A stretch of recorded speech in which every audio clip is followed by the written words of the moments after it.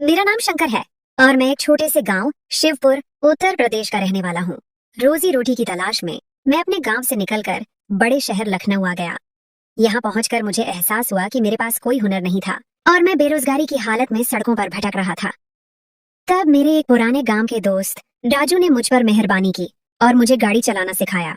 राजू की बदौलत मुझे एक बड़े भवन बंगले में ड्राइवर की नौकरी मिल गई, जहाँ सिर्फ मालिक, मालकिन और उनकी इकलौती बेटी रहती थी। मालिक का नाम शेठ धर्मवीर सिंह था और वह शहर के जाने माने व्यवसायी थे। उनकी पत्नी मालकिन दुर्गा देवी भी बहुत नेक और परहेजगार थीं। मालिक ने मुझे अपनी बेटी की गाड़ी पर ड्राइवर के तौर पर रखा। उनकी बेटी का नाम गौरी था और वह एक सुंदर, बुद्धिमान लड़की थी। गौरी लखनऊ के एक मशहूर कॉलेज में पढ़ती थी। मेरा काम उसे रोजाना सुबह कॉलेज छोड़ना और शाम को वापस लाना था। अक्सर वह शाम में अपनी सहेलियों के घर चली जाती, तब भी मैं ही उसे ले जाने और लाने का इंतजाम करता। मैं एक गाँव का सीधा साधा इंसान था और अपनी इज्जत के मामले में बहुत संवेदनशील था। मैंने कभी गौरी की तरफ आंख उठाकर भी नहीं देखा। मेरी नजरें हमेशा जमीन पर या सड़क पर टिकी रहती थीं। गौरी मुझसे रास्ते में अक्सर बातें करती और अपनी जिंदगी के किस्से सुनाती, अपनी सहेलियों के किस्से सुनाती और कभी कभी तो अपने भविष्य के सपने भी बताती। मैं सिर्फ सिर हिलाकर जवाब देता या कभी बहुत जरूरी हो तो एक दो शब्दों में बात खत्म कर देता। वह पढ़ाई में बहुत तेज थी और हमेशा अपनी क्लास में प्रथम आती थी। गौरी एक ऐसे घर में पैदा हुई थी जहां उसे हर चीज आसानी से मिल जाती थी। जब उसने नई गाड़ी की फरमाइश की तो उसके पिता ने फौरन उसे एक नई चमकती हुई मर्सिडीज खरीद दी। गौरी ने खुशी से मुझे दिखाया, देखो शंकर जी, मैंने तुम्हारे लिए नई गाड़ी ली है। मैं हल्का सा मुस्कुरा दिया। उसकी इस बात में एक मासूम सी शरारत थी। गौरी अक्सर बातों बातों में मुझे छेड़ती और मुझसे बेतकल्लुफ होने की कोशिश करती, लेकिन मैं हमेशा अपनी सीमा में रहता। कभी उसे यह महसूस न होने देता कि मैं उसकी किसी बात का गलत मतलब निकाल रहा हूँ। वह जब भी खरीदारी करने जाती, मेरे लिए और मेरी छोटी बहन के लिए कुछ न कुछ जरूर लाती, क्योंकि उसे मालूम था कि मेरी छोटी बहन लक्ष्मी की शादी होने वाली थी। वह एक बार मेरी बहन के लिए एक खूबसूरत सा लहंगा लेकर आई और बोली, शंकर जी, ये लक्ष्मी के लिए है, कहना गौरी दीदी ने दिया है। मैं उसके व्यवहार और आदतों से बहुत प्रभावित था, लेकिन मुझे क्या खबर थी कि यही गौरी एक दिन मेरे चरित्र को दागदार कर देगी। एक अप्रत्याशित मोड़ और अनिश्चित परिस्थितियां। गौरी की कम उम्र में ही शादी तय हो गई थी और वह जल्द ही अपनी मौसी के बेटे से ब्याही जाने वाली थी। उसके होने वाले पति का नाम राजेश था। वह अक्सर गाड़ी में फोन पर अपनी सहेलियों से राजेश के बारे में बातें करती, कभी उसकी खूबियां गिनाती तो कभी उसकी शरारतें सुनाती। मैं हमेशा इन बातों से बेखबर रहने की कोशिश करता और अपना ध्यान सड़क पर रखता। एक दिन मालिक और मालकिन को अचानक दिल्ली जाना पड़ा। मालिक के बड़े भाई, जो दिल्ली में रहते थे, बहुत बीमार थे और आखिरी वक्त में अपने भाई को देखना चाहते थे। गौरी की परीक्षाएं सिर पर होने की वजह से माता पिता उसे घर पर ही छोड़ने पर मजबूर थे। जाते हुए मालिक ने मुझे यह जिम्मेदारी सौंपी कि मैं गौरी को कॉलेज लाने ले जाने का काम पूरी ईमानदारी से करूं और उसका ख्याल रखूं। मैं 2 साल से उनके साथ काम कर रहा था और वह मुझ पर बहुत भरोसा करते थे। उन्हें मालूम था कि मैंने कभी उनकी बेटी की तरफ गलत नजर से नहीं देखा। मालिक और मालकिन 1 महीने के लिए दिल्ली चले गए और मैं पूरी ईमानदारी के साथ अपनी जिम्मेदारी निभाने लगा। मेरी छोटी बहन लक्ष्मी की शादी करीब थी और मुझे पैसों की सख्त जरूरत थी। मैं गौरी को कॉलेज छोड़कर करीबी मैकेनिक की दुकान पर चला जाता और वहां बैठकर काम सीखता, ताकि खाली समय में कुछ अतिरिक्त कमा सकूं। मेरी छुट्टी रात 8 बजे हो जाती थी और मैं चाहता था कि उसके बाद मैकेनिक की दुकान पर बैठकर और काम करूं, ताकि जल्द से जल्द अपनी बहन की शादी के लिए पैसे जमा कर सकूं। जब मालिक घर पर नहीं होते थे तो मुझे जल्द छुट्टी मिल जाती, क्योंकि गौरी ज्यादातर घर में ही रहती थी। देखते ही देखते 1 महीना गुजर गया। मालिक के बड़े भाई जिंदगी की बाजी हार गए। उसी रात गौरी का मुझे फोन आया। उसने कहा कि उसकी तबीयत ठीक नहीं है और मुझे फौरन उसके पास आना चाहिए, शायद डॉक्टर के पास जाना पड़े। गौरी की बात सुनकर मैं परेशान हो गया। रात के इस पहर बंगले के अंदर जाना उचित नहीं था, लेकिन बीमारी की हालत में, खासकर ताऊ जी की मौत के गम में, मैं गौरी को अकेला नहीं छोड़ सकता था। मैंने अपने दिल पर पत्थर रखकर बंगले के अंदर कदम रखा। मैं पूरी रात उसके साथ रहा और उसका ख्याल रखता रहा। वह तेज बुखार में तप रही थी और आधी बेहोशी की हालत में थी। मैं सुबह तक उसके पास बैठा रहा। जब उसकी हालत कुछ बेहतर हुई तो मैं वापस अपने क्वार्टर में चला आया। उस रात मैंने गौरी को एक भगवान कृष्ण की मूर्ति दी थी, जो मेरे पास हमेशा रहती थी, और कहा था कि इसको अपने पास रखना, ये तुम्हारी रक्षा करेगी और तुम्हें सुकून देगी। एक नया आरोप और हैरान कर देने वाली सच्चाई। समय तेजी से गुजरता रहा और उस दिन के बाद से गौरी की तबीयत कुछ ठीक नहीं रहने लगी। वह बहुत खोई खोई सी रहने लगी। मुझे लगा शायद वह अपने माता पिता की जुदाई में परेशान है। उसके कॉलेज के नतीजे भी प्रभावित होने लगे थे। टीचर्स ने भी घर पर शिकायत की कि गौरी पढ़ाई में ध्यान नहीं दे रही। मालकिन ने फोन पर मुझसे पूछा कि क्या गौरी ठीक है, तो मैंने उसे यह कहकर टाल दिया कि वह अपनी पढ़ाई को लेकर परेशान है, लेकिन मुझे क्या खबर थी कि हकीकत कुछ और ही थी। मालिक ने और 1 महीना अपने भाई के बच्चों के पास गुजारा और पूरे 2 महीने बाद वह दोनों घर वापस आए। मैं उन्हें देखकर बहुत खुश हुआ, लेकिन उस वक्त मेरे पैरों तले जमीन खिसक गई जब मालिक ने पास पड़ा डंडा उठाकर मुझे बुरी तरह पीटना शुरू कर दिया।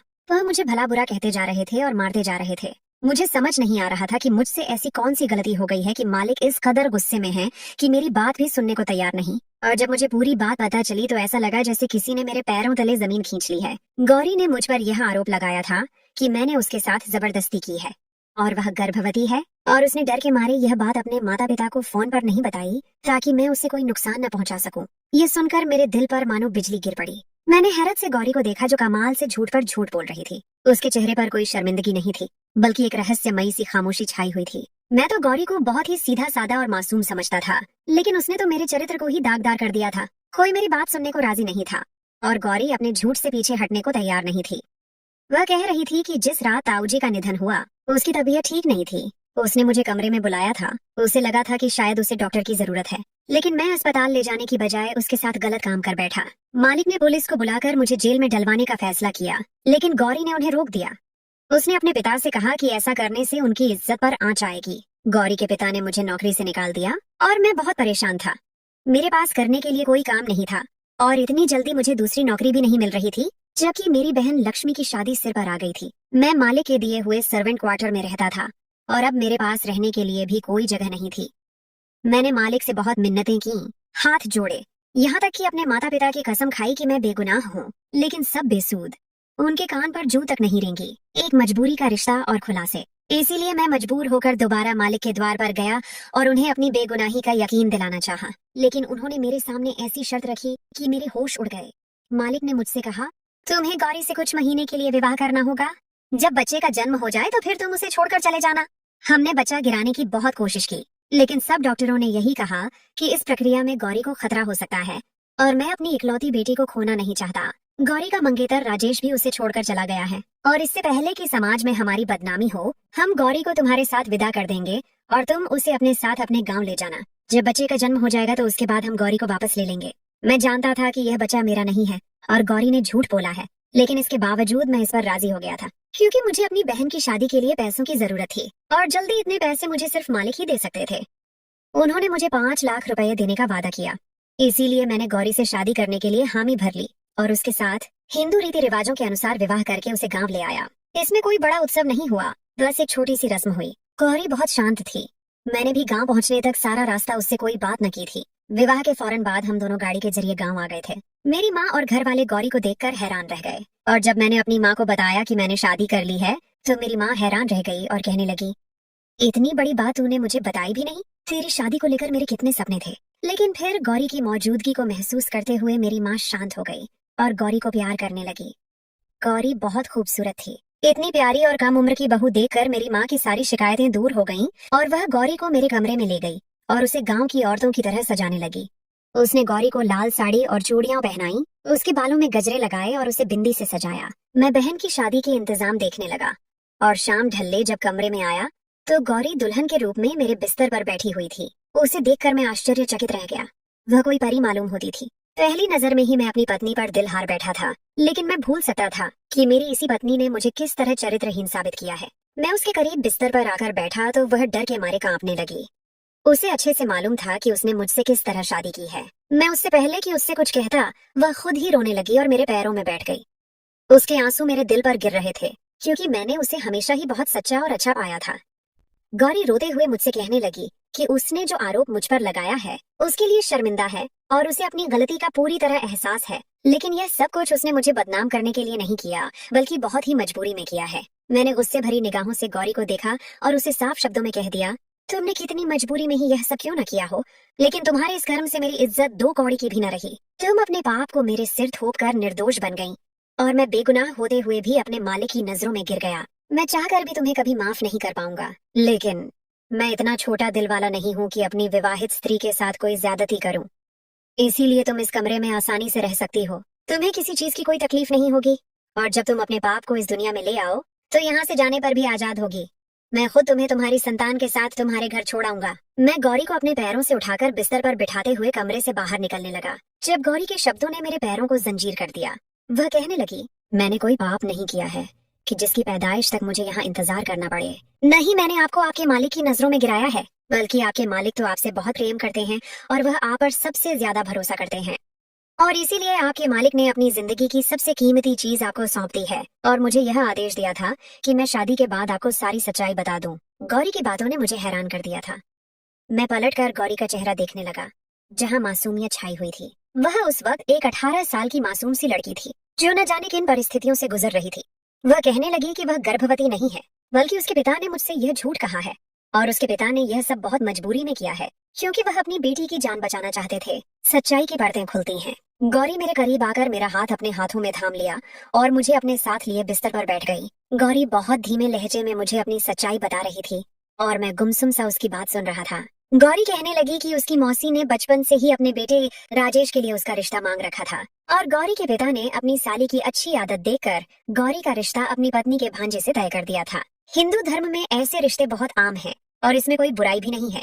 लेकिन समय गुजरने के साथ साथ गौरी के पिता को अपनी गलती का एहसास हुआ, क्योंकि गौरी का मंगेतर राजेश माता पिता का इकलौता बेटा होने की वजह से बहुत ही ज्यादा बिगड़ चुका था। उसके पास न ही पैसे की कमी थी और न ही कोई रोक टोक करने वाला था। राजेश की माँ कभी भी अपने बेटे को गलत बात पर न टोकती, और जैसे जैसे राजेश उम्र की सीढ़ियां तय करता जा रहा था, वह और भी अविनीत होता जा रहा था।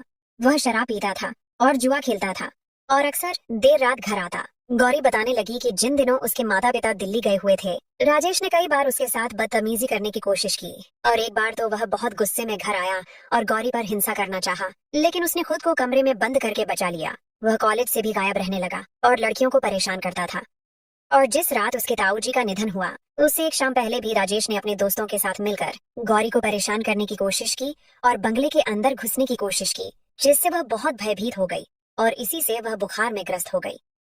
उसे समझ नहीं आ रहा था कि वह अपने बचाव के लिए क्या करे, क्योंकि उसे डर था कि राजेश उसके अकेलेपन का फायदा उठाकर दोबारा घर में दाखिल हो सकता है। इसीलिए उसने सारी रात मुझे अपने कमरे में बिठाए रखा। वह राजेश से कहीं ज्यादा मेरे चरित्र पर भरोसा करती थी। उसे याद था कि मैंने उसे कृष्ण जी की मूर्ति दी थी।